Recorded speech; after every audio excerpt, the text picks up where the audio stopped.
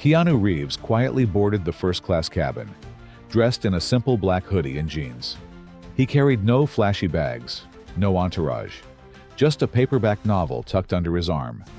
He moved gracefully, his presence unnoticed by most, except for the sharply dressed businessman already seated in the luxurious aisle seat. As Keanu reached for his seat, right beside the man, the businessman glanced up, barely concealing his irritation. He scanned Keanu from head to toe, his brows furrowing. "Excuse me," he said, his voice dripping with condescension. "I think you might be in the wrong section. Economy is back there." Keanu paused, offering a polite smile. "This is my seat," he said calmly, showing his boarding pass. The businessman scoffed. "You're kidding, right? First class isn't for—" He stopped himself but gestured vaguely at Keanu's casual clothes. "They let just anyone in here now." Keanu said nothing, just quietly slid into his seat by the window. The businessman huffed, shaking his head, then pressed the call button for the flight attendant. A few moments later, a young woman in a crisp airline uniform arrived with a practiced smile. "How can I assist you, sir?" The businessman pointed toward Keanu. "I think there's been a mistake. This man clearly doesn't belong in first class." The flight attendant glanced at Keanu and then back at the businessman, her smile never wavering. "Sir, Mr. Reeves is indeed in the correct seat." "Reeves?" The businessman frowned, repeating the name. It sounded familiar, but he dismissed the thought. "I don't care who he is. I paid for an exclusive experience, and I expect to sit next to people who belong here." The attendant's smile thinned slightly, but before she could respond, another passenger, a middle-aged woman across the aisle, leaned forward. "You don't recognize him, do you?" she asked with an amused glint in her eye. The businessman barely spared her a glance. "Should I?" The woman chuckled. "Oh, you're in for a surprise." Keanu remained silent, turning his attention to the book in his hands. But his silence only seemed to irritate the businessman more. "See? He's not even saying anything," he grumbled. "People who actually belong in first class don't just sit there like—" The sentence was cut short as the flight attendant subtly signaled toward the cockpit. Within seconds, another crew member approached, this time the head purser. And as he did, the businessman's expression shifted from arrogance to unease. Something wasn't right, and he was about to find out exactly why. The businessman straightened in his seat as the head purser approached, his polished shoes barely making a sound on the plush carpet. The air in the cabin grew thick with curiosity. Other passengers had started to notice the commotion. "Is there a problem here?" the purser asked, his voice calm but firm.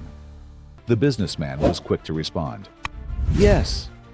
I'm just trying to understand how this gentleman," he gestured toward Keanu with an exaggerated wave, "managed to get a seat here. He doesn't exactly fit the profile of a first-class passenger, does he?" A flicker of something unreadable crossed the purser's face. He glanced at Keanu, who remained composed, flipping through his book as if the entire exchange wasn't happening. Then, the purser turned back to the businessman, his tone sharpening. "Sir, we take the privacy and comfort of all our first-class passengers very seriously.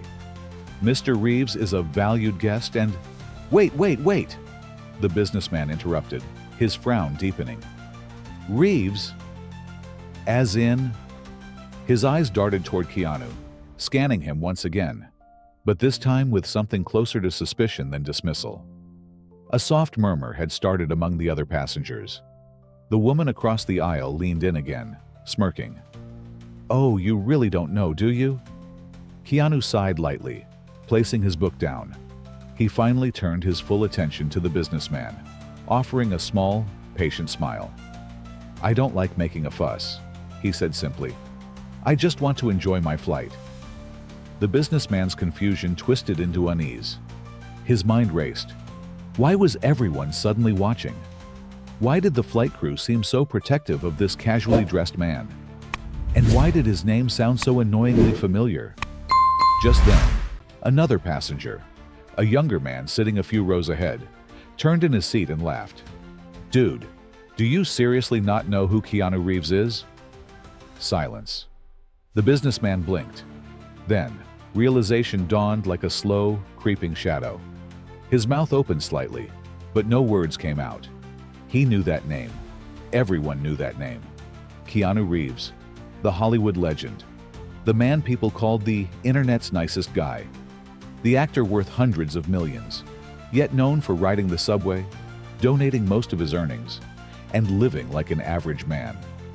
The businessman swallowed hard. His face paled as the truth crashed into him like turbulence. He had just tried to kick Keanu Reeves out of first class. And the worst part? The entire cabin was now watching to see what would happen next.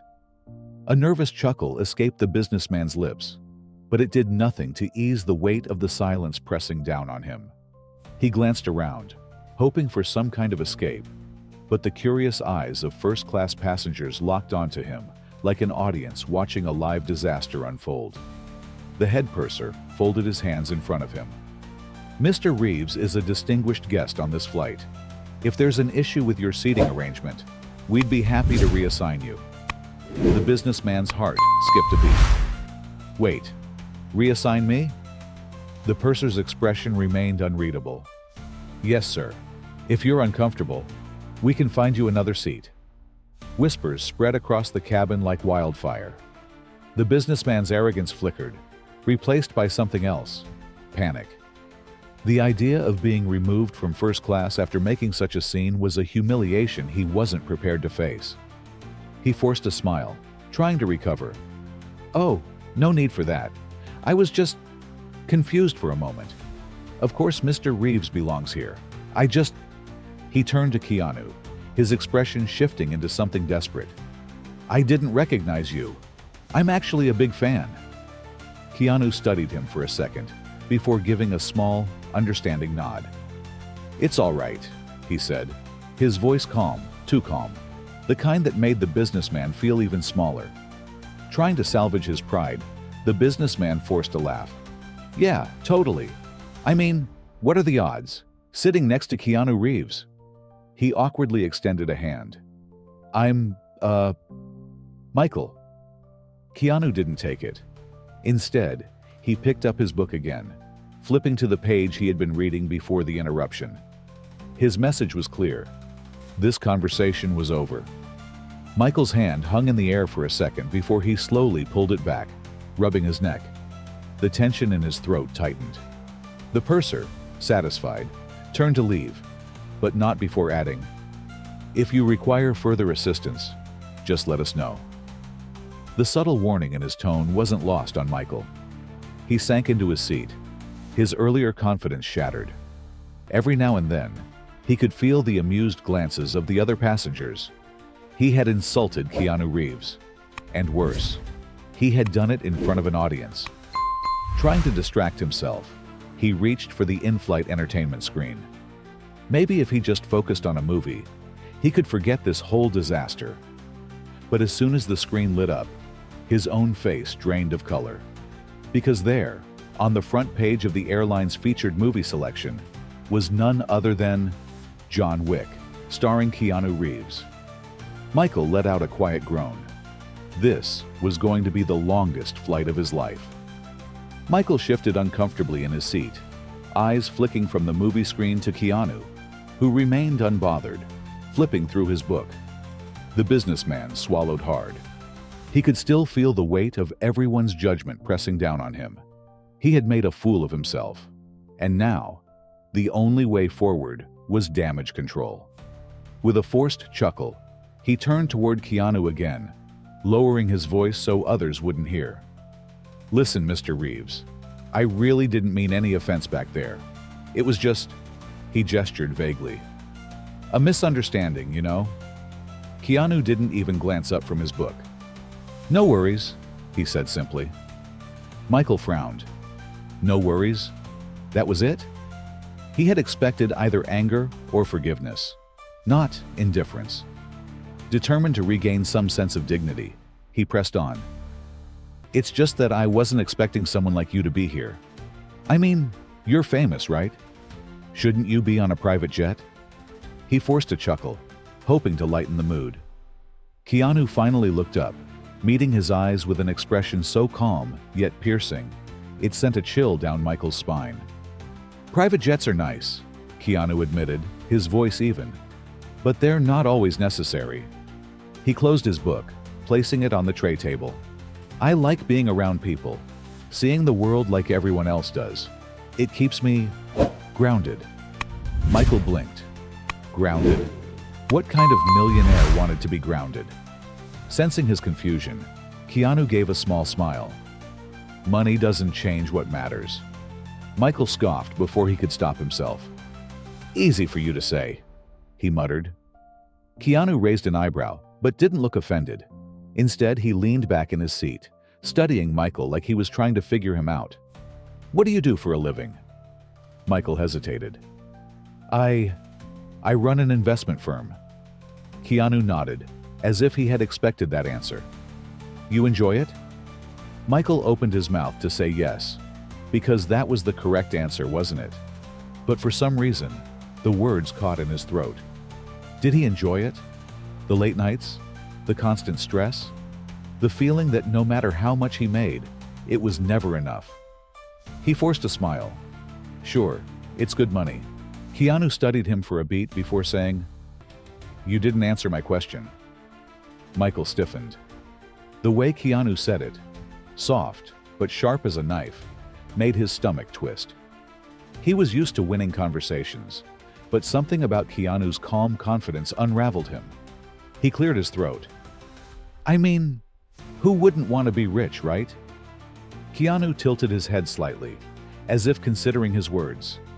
Then, with a slight smirk, he said, Depends on what it cost you.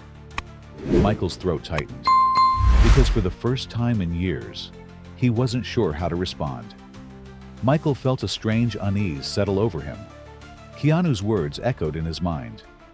Depends on what it cost you.